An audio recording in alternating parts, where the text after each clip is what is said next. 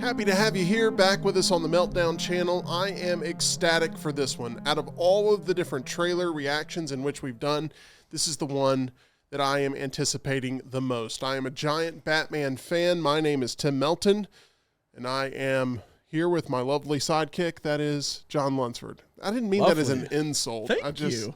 But I appreciate it. Okay, you actually took that as a compliment. Yes. Okay, I just didn't want you to feel like I'm Batman and you're Robin, even though that's the way I sort of look at it every day. You're Batman, I'm Superman. How about that? I have had a lot of frustration with Batman here recently, not because of the latest Batman solo film. I love the Batman, but because on the small screen, Batman has not worked for me as much as I would like. I wasn't a big fan of the show Gotham. I haven't really gotten into the Teen Titans stuff. I haven't really gotten into a lot of the DC television universe.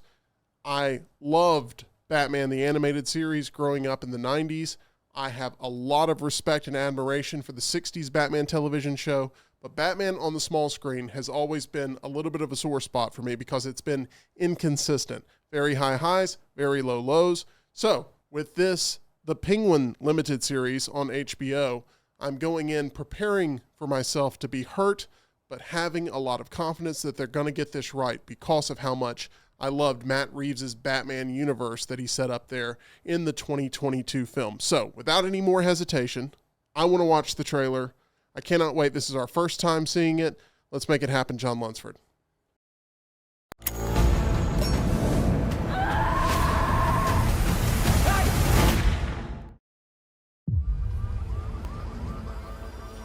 When I was a kid,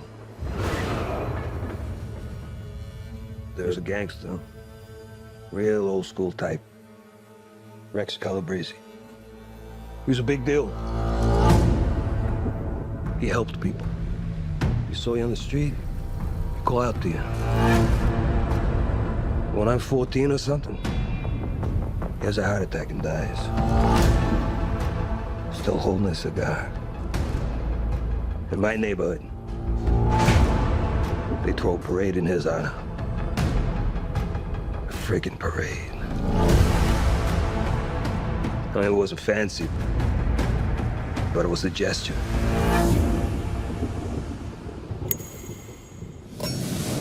A show of love, of what he meant.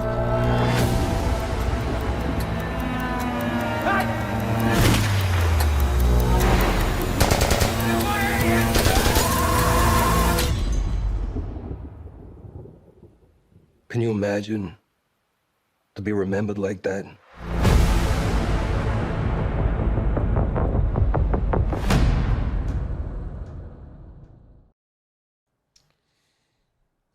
All right. John, you want to react first or you want me to? Let me say this. I'm going to compare DC and Marvel a little bit here. So I loved what Marvel did, and overall I don't know that it was considered a success or not, with the Netflix TV series, because it followed the Avengers and it followed the destruction of New York and how Daredevil, Kingpin was trying to control Hell's Kitchen. Hey, I can take control of this because it's a window of opportunity for me. And I love that they did that. You didn't have to have the Avengers be a part of it. You didn't have to have the big superheroes be a part of it.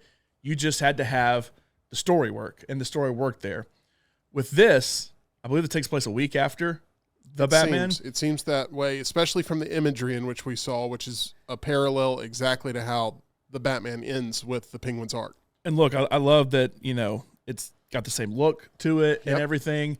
But number one, Gotham's in ruins right now because of what happened with the Riddler when he flooded the whole place and everything. I guess spoiler alert to the Batman. And then number two, I feel like there's going to be a lot of Falcons in this that we didn't see in the first movie. It's like, where were all they during the first movie? And now, in the midst of the cleanup, and I get you can use the excuse Batman's probably busy right now with a lot of other stuff, but where's Batman? Because I don't think Batman's actually in this. So that's the thing with Batman in TV. And Gotham, I didn't really watch Gotham, but it wasn't about Batman. It was about more of the villains and stuff. So it's like, okay, well, where's Batman during all this? I'm sure he's busy, but that's my fear with something like this, that I see it and it's like, hey, Colin Farrell looks great. The new people they brought in look great. The visuals of it look great.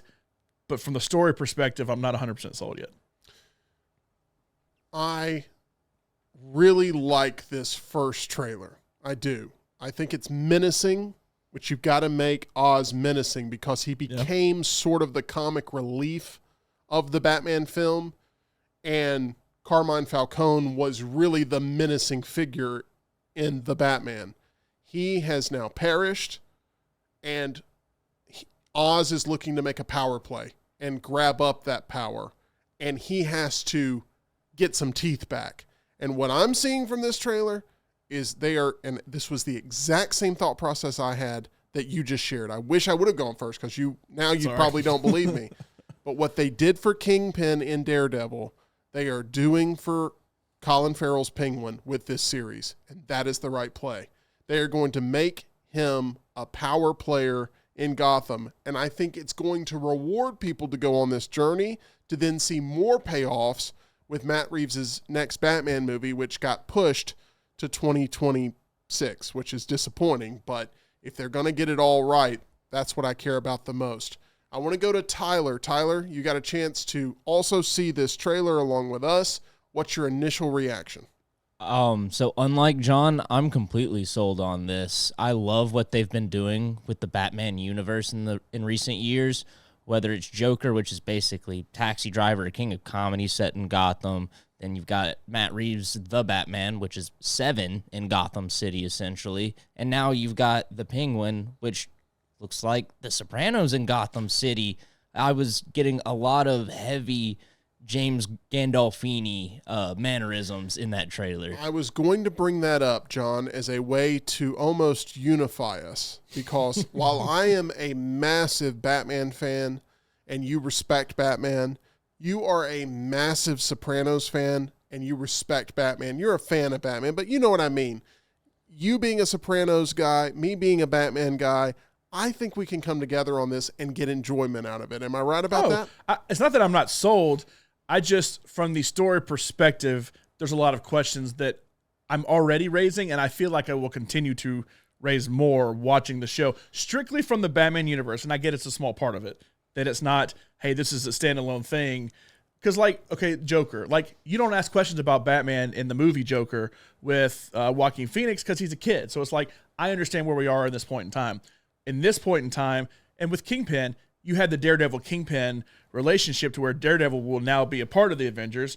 I know that was before everything got bought, but like Daredevil was just another superhero to then fight Kingpin. You don't have Batman. You don't have a superhero in this to where... You don't know that. You keep saying as of right now, don't know that. But in every casting thing, you never hear anything about Batman. I think Zoe Kravitz would have been a better potential. I know she kind of ran away at the end of the Batman, but like if she's also tied to that family now and she worked with the Penguin, that may have been, if you're going to have at least cameos to include that, and it may happen. I don't know. So would you be shocked if Batman shows up in this? Because I would not.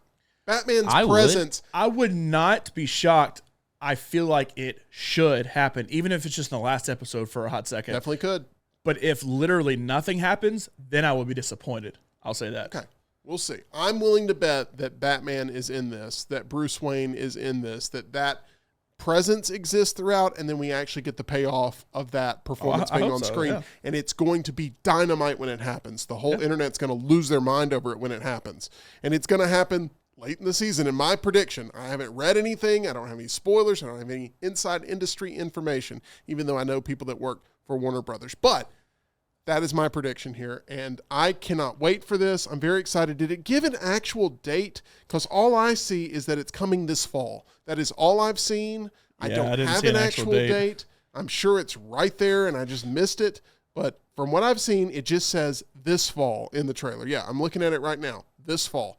So I don't know when this thing's going to drop, but maybe October. And if that's the case, with Joker 2 coming out at that point, it feels like I'm going to be in Batman heaven in a year that doesn't actually have a Batman movie. I'm always worried with that, though, for the average person who can't separate a lot of it. How many average people have been like, well, I can't wait to see Joaquin Phoenix appear in the Batman. And it's like, well, hold on. You got to separate. You know what's funny is I bet there's someone right now going, that's Colin Farrell? That doesn't even look like Colin Farrell. And we had that conversation. Which, by the way, Colin Farrell that year was in 3 movies that were all fairly well received. And the worst one he was in that year was The Banshees of Inisherin, which he got nominated for an Oscar for. This was his best role. Then after Yang, which I really liked him in, and then The Banshees of Inisherin. This is the kind of role that should win him an award. When he's Academy Award nominee, it was from that year, but for a different movie. From winning awards to winning your bets, you can do that, John, at MyBookie. Yeah, hey, this is released right in the middle of March Madness. Took a little break from the action to come watch this and do this review here. So go to mybookie.ag, use promo code NEXTROUND. I bet every underdog yesterday, and I won because of that, thanks to Oakland. You can do the same thing. Promo code NEXTROUND on that first deposit. Bet anything, anytime, anywhere with MyBookie. How excited are you for the Penguin series on HBO? I'm pumped up about it. Make sure you stay tuned to the Meltdown for all the latest information.